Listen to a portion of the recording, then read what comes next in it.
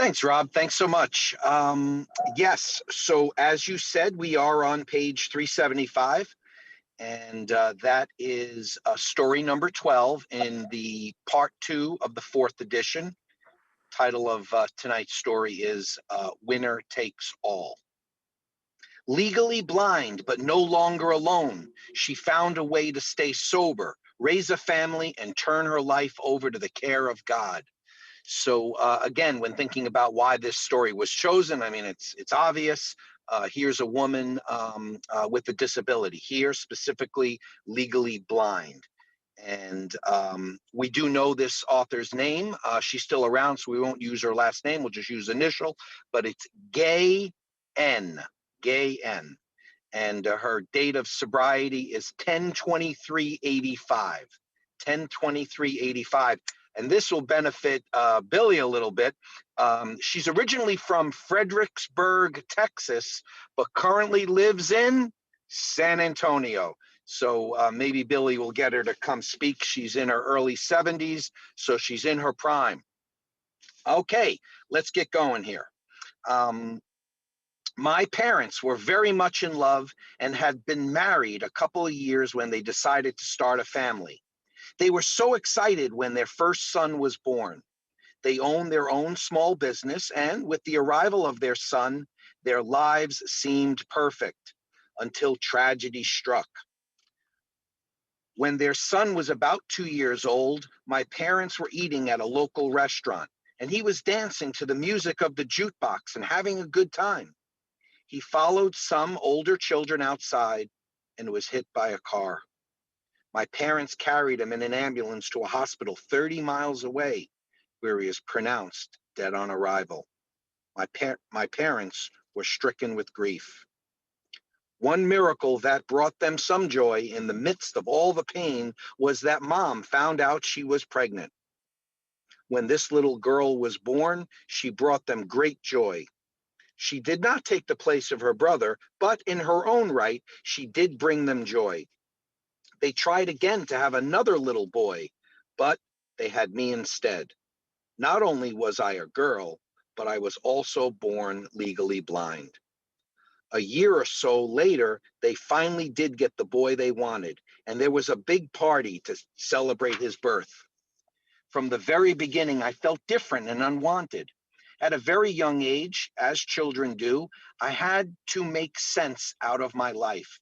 So I came to the conclusion that I was bad and that God knew I was bad.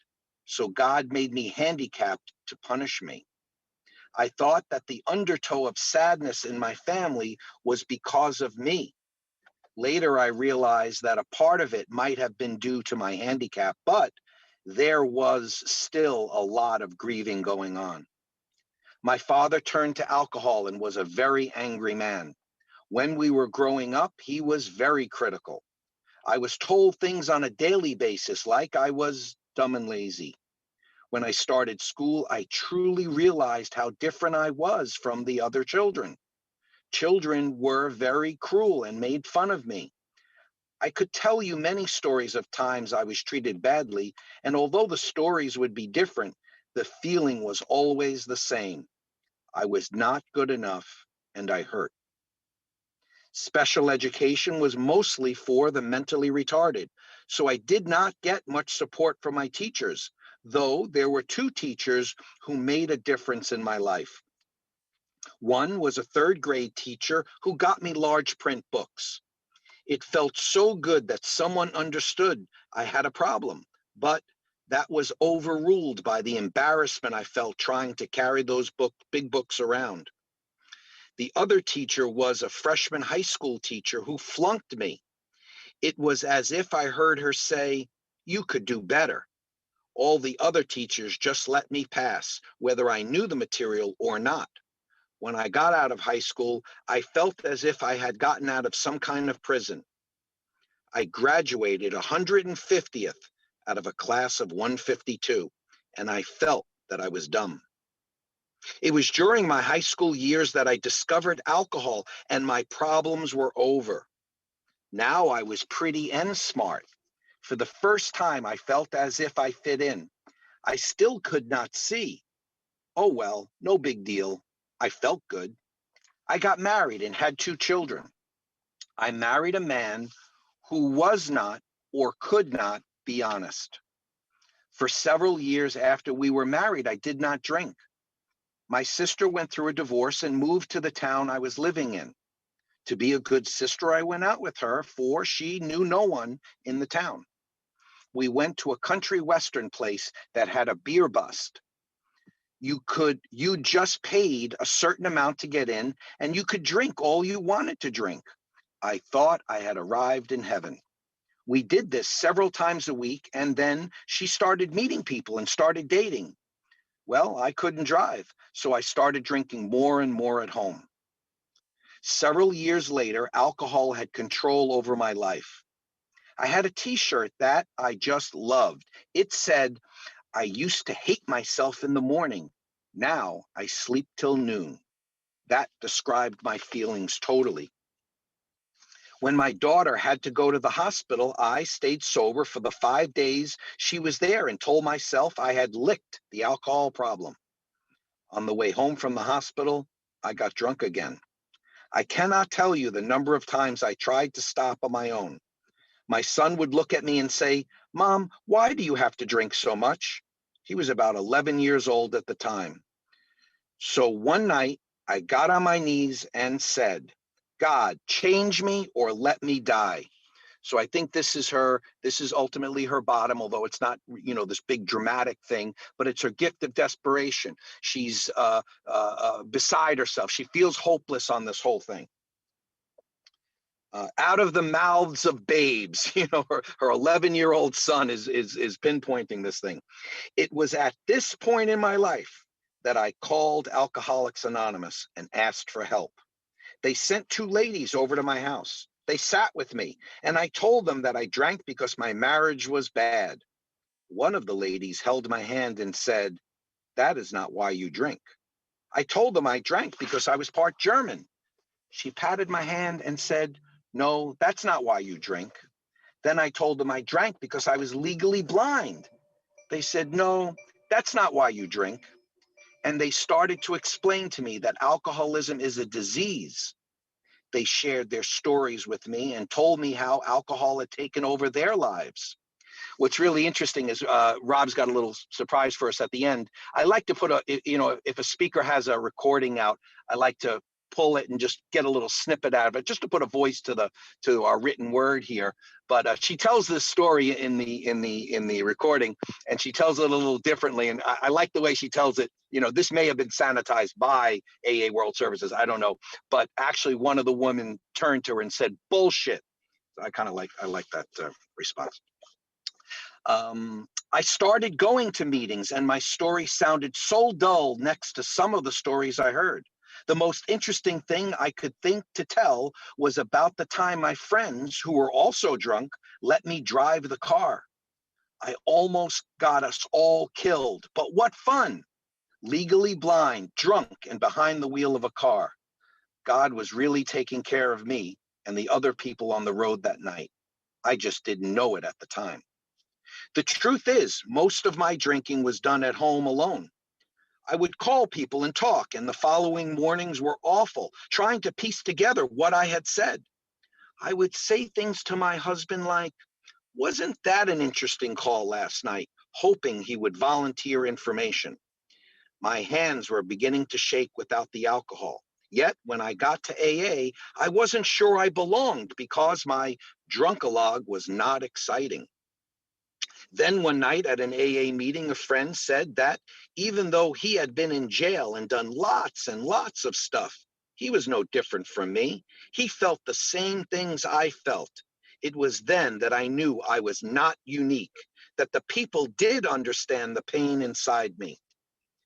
I met a lady who had a handicapped child, and we learned so much from each other. One important thing I learned was that handicapped is not a 4-letter word. Handicapped is not a dirty word. I learned that I was not bad, that I was one of God's special children, that God had a plan for my life. The people of AA showed me how my past could and would become an asset. I got a sponsor and started working the steps. The promises of the big book started coming true for me. The feeling of uselessness and self-pity went away, and I could see how my experiences could help others. Wow, what a synopsis of what we get from AA in one paragraph. I mean, like she touched every element there for me of why you would want to come here and get that. When I was 3 years sober, I made one of the most difficult decisions I had ever made. I left the marriage. I did not leave because I didn't love him. I still love him, but the marriage was not a healthy place for me to be. I found myself with 2 children to support. I was legally blind and had no job skills. When I moved out, I first moved into public housing for blind people. This was a shocking experience for me, but it was full of growth. For the first time in my life, I was learning to accept my handicap.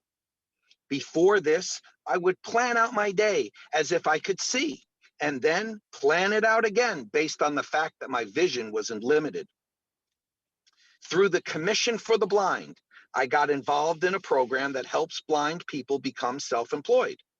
After 3 months of training, I moved to a city a couple hundred miles away where I knew no one.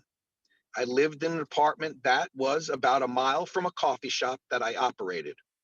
I would walk to work at 6:30 a.m. carrying $200 in opening cash on a dark road, and I was afraid. I had 2 people working for me, and on my second day, one of them did not show up. I had never run a business before, and my 3 months of training just didn't seem enough. It was a hard time for me. A lady from a major food company came by to take my grocery order, and I didn't have a clue how much coffee, bacon, or hamburger meat I needed.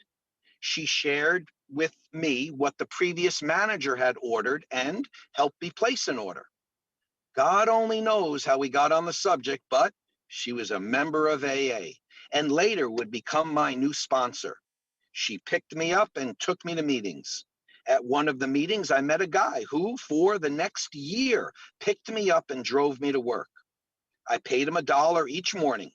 I am sure that that did not cover his gas, but it helped me to feel I was paying my way. For the first time in my life, I was now supporting myself.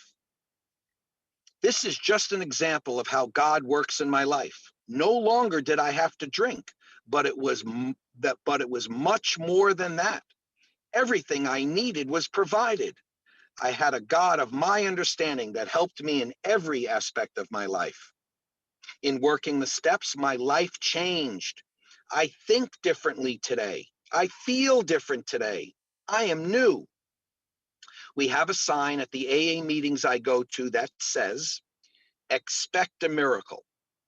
My sobriety is full of miracles. My son filled out an application for college. I filled out one too and was accepted.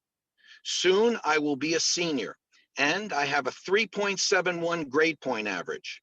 Thanks to AA, I have come a long way from being near the bottom of my high school class. It takes me a lot longer to read the material, so I have a CCTV.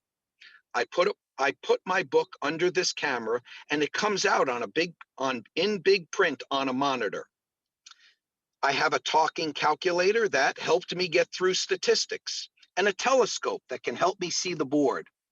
I accept help from the Disabled Student Services and gladly make use of the volunteer note takers. I learned to accept the things I could not change, in this case, my vision, and change the things I can. I could be grateful for and accept the visual aids instead of being embarrassed and rejecting them as I had when I was younger. I have already told you about some of the miracles that have happened. However, there's more. I want to tell you how I feel inside. I am no longer spiritually bankrupt. It's as if I have a magic source in my life that has provided me with all I need. I just celebrated my 12th year of sobriety a couple of months ago. When I first came to AA, I didn't know who I was. My sponsor said, great. If you don't know who you are, you can become whomever God wants you to be. That's pretty powerful. So there she tells us that she's got 12 years of sobriety. She comes in 85. That has her writing the story in 1997.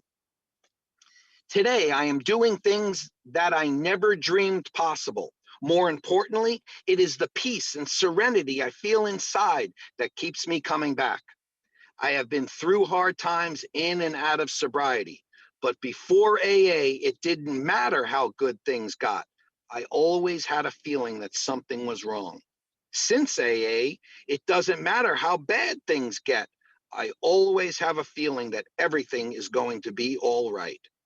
In working the 12 steps, my life and my old way of thinking have changed. I have no control over some of the things that happened in my life, but with the help of God, I can now choose how I will respond. Today, I choose to be happy, and when I'm not, I have the tools of this program to put me back on track. Um, More good news for Gay. Um, she ultimately did get remarried, and she also owns a business that is related to some sort of vending machine um, industry. So she's got herself a nice little gig there. And also, I marinated a little on, the title. I didn't know exactly where it seemed like it fit in here or where it came from. And we know from one of our past stories that, AA World Services, have the option to change the title or whatever. It doesn't seem like one necessarily that she would have chosen, but I don't know that. I'm making that up. But winner takes all. It seems as though it's the surrender. It's a gambling metaphor. Like if we push our chips, we go all in and surrender to this thing and accept this thing, whether it's a disability or AA or you're powerless over booze or whatever. What we get back is everything. It's the whole enchilada. So with that, I'm going to stop talking.